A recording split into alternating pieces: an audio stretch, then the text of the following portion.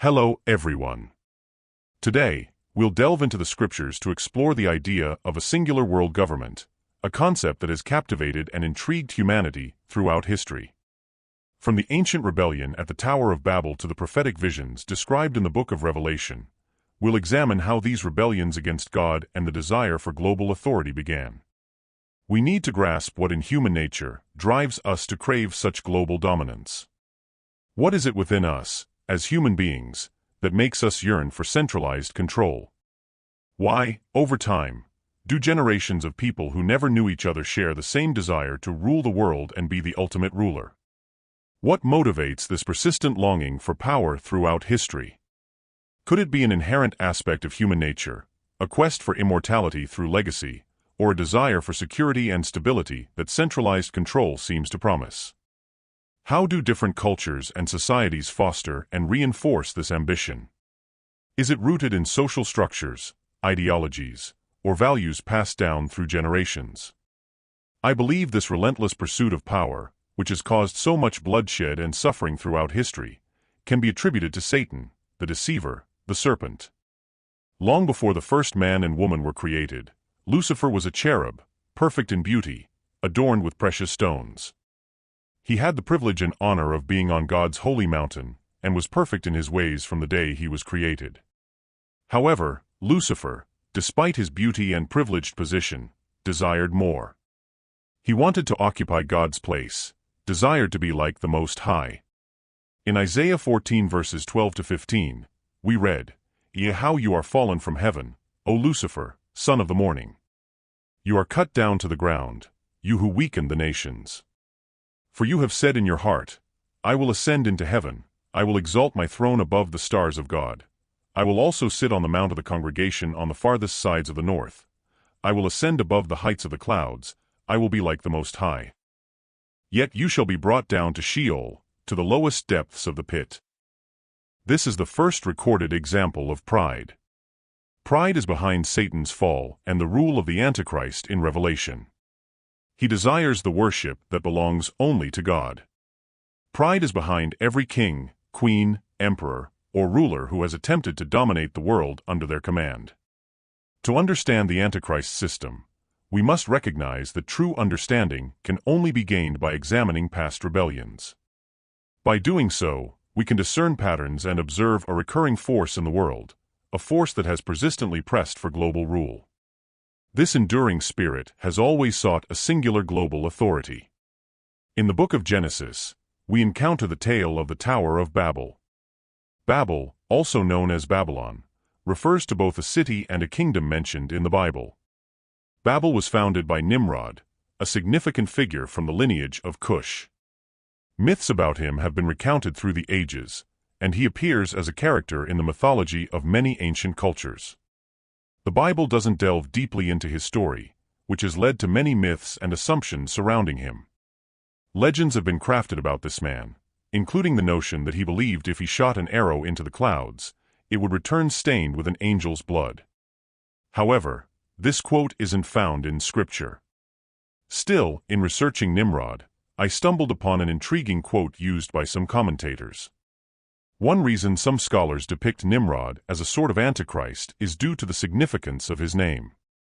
Nimrod means the rebel or let us rebel, and proponents of this view argue that this is an apt description for a man who foreshadows the wicked one, who will oppose and exalt himself above all that is called God, as seen in 2 Thessalonians 2 verse 4, and who will rise against the Prince of Princes, as seen in Daniel 8 verse 25. Nimrod was a mighty hunter before the Lord, and there are many strange myths surrounding him, as mentioned earlier, such as his belief that if he shot an arrow into the clouds, it would return stained with the blood of an angel. However, even his kingdom has fallen into the annals of history. Great men have risen, and great kingdoms have emerged, but all have fallen, and ultimately, God has remained on his throne. According to the Bible, Nimrod was a powerful ruler in the land of Babel. The very name Nimrod carries a connotation of rebellion, meaning let us rebel. Historically, our knowledge about Nimrod is limited to the biblical account, with little documentation about his life and specific actions outside of this narrative. The story of the Tower of Babel in Genesis symbolizes humanity's attempt to defy God and establish its own power and glory. Nimrod is frequently associated with this rebellion, serving as a symbolic figure representing human defiance against God's sovereignty. A group of people under Nimrod's rule joined together in their desire to build a tower reaching the heavens. Their motive was twofold: to make a name for themselves and to challenge God's command to scatter across the earth. This rebellion against divine sovereignty illustrates humanity's longing for centralized power devoid of divine authority. Let's explore the biblical passages shedding light on this rebellion, highlighting human desire for a singular world government outside of God's rule. In Genesis 11 verse 4, we read, Then they said, Come, let us build ourselves a city, with a tower that reaches to the heavens, so that we may make a name for ourselves. Otherwise we will be scattered over the face of the whole earth. This verse reveals the people's intent to establish their own identity and reputation, disregarding God's plan for them to multiply and fill the earth. Their desire for centralized governance and prominence echoes their rebellion against divine sovereignty. In Genesis 11 verses 5 to 6, we read, But the Lord came down to see the city and the tower the people were building. The Lord said, If as one people speaking the same language they have begun to do this, then nothing they plan to do will be impossible for them. God's response demonstrates his awareness of the rebellious spirit and the potential danger it poses. He acknowledges their unity and the strength that comes from working together toward a common goal, highlighting human longing for centralized power and the potential consequences that may arise from it. In Genesis 11 verses 8 to 9, we read, So the Lord scattered them from there over all the earth, and they stopped building the city. That is why it was called Babel, because there the Lord confused the language of the whole world. From there the Lord scattered them over the face of the whole earth. These verses reveal the consequence of their rebellion. God intervened, confusing their language, causing them to abandon the tower's construction and dispersing them across the earth. The name Babel itself carries the meaning of confusion, symbolizing the outcome of their defiance. This tale of the Tower of Babel serves as a poignant reminder of humanity's inclination to seek centralized power and rebel against God's divine authority. It demonstrates the inherent desire within us to make a name for ourselves, often at the expense of obedience to God's commandments.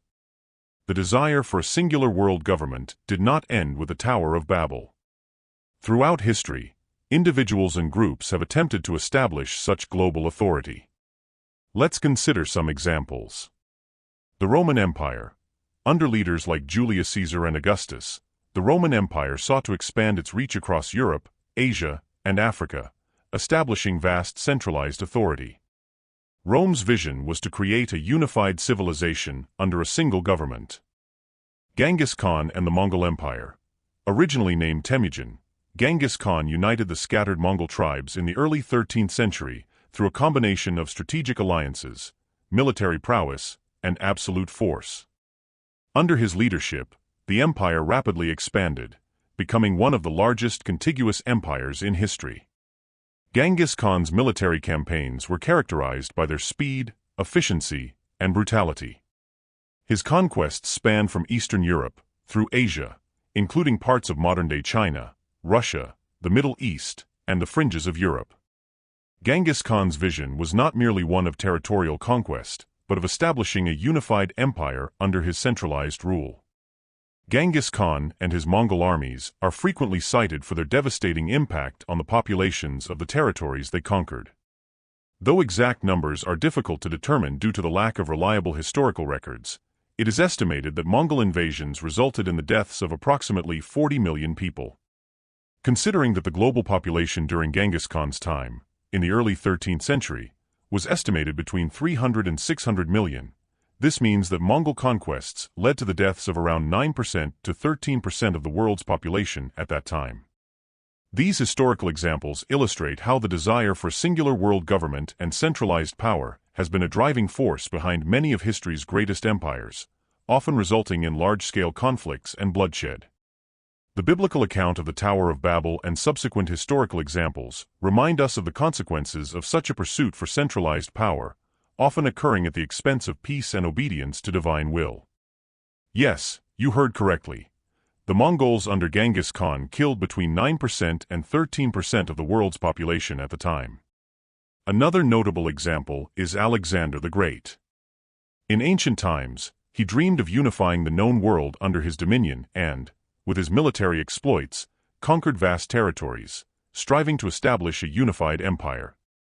However, his aspirations were short-lived as his empire fragmented following his death.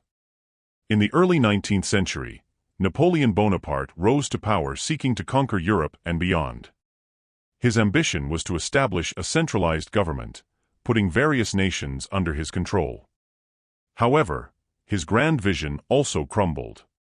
Though these attempts have failed, there is one man who, according to Scripture, will succeed. That man is the Antichrist. In the book of Revelation, we find the rise of the Antichrist, a powerful leader who will deceive the world and establish global dominion. Revelation 13 paints the picture of a government under his reign, where people will be coerced to worship him and follow his profane agenda. There is a spirit that has always pressed for a single global ruler, and that spirit is the spirit of the Antichrist. While the Bible does not explicitly mention a world government or a global currency, it presents concepts that align with these ideas. For example, the future Antichrist will wield significant influence. In Revelation 13 verses 3 to 4, he is referred to as the beast, and it is written that the whole earth marveled as they followed the beast. And they worshipped the dragon, because he had given his authority to the beast, and they worshipped the beast, saying, "Who is like the beast? Who can fight against it?" This suggests that the Antichrist will have a considerable amount of global influence and power. Furthermore, Revelation 13 verses 7 to 8 states, "And it was allowed to make war on the saints and to conquer them. And authority was given it over every tribe and people and language and nation, and all who dwell on earth will worship it, everyone whose name has not been written before the foundation of the world in the book of life of the Lamb who was slain." This passage implies a broad scope of control, though it may not directly support the notion that the Antichrist will lead a singular global government. The tribulation period described in the Bible is characterized by widespread conflicts and turmoil. The specific governmental structure and contexts in which these events will occur are not explicitly detailed. However, the trajectory of the world today seems to be moving towards a scenario where a leader could exert unprecedented control over global affairs. With each passing year, we witness the consolidation of power into the hands of institutions and governmental bodies, often at the expense of individual and national liberties. Changes in power dynamics align with biblical descriptions of the Antichrist's ascent to global influence. Technological advancements play a pivotal role in this transition, with the ability to track, monitor, and identify individuals becoming more sophisticated than ever. Surveillance systems, biometric data collection, and digital identification methods are increasingly being implemented worldwide. These technologies, often justified by security and convenience motives, can easily be redirected to serve the purposes of the Antichrist. The government of the Antichrist, as described in the Bible, will benefit from such a centralized and invasive control system. Consider the growing prevalence of digital currencies and the move towards a cashless society. A cashless world is one where all your purchases can be tracked, eliminating privacy. These trends not only facilitate economic transactions, but also enable monitoring of financial activities at an unprecedented level. In a world where buying and selling could be controlled by a single entity, the infrastructure for the mark of the beast, mentioned in Revelation 13 verse 17, is already being established. The convenience and efficiency of digital transactions come with the hidden cost of potential totalitarian control. Furthermore, the centralization of information and communication technologies means fewer entities control the flow of information.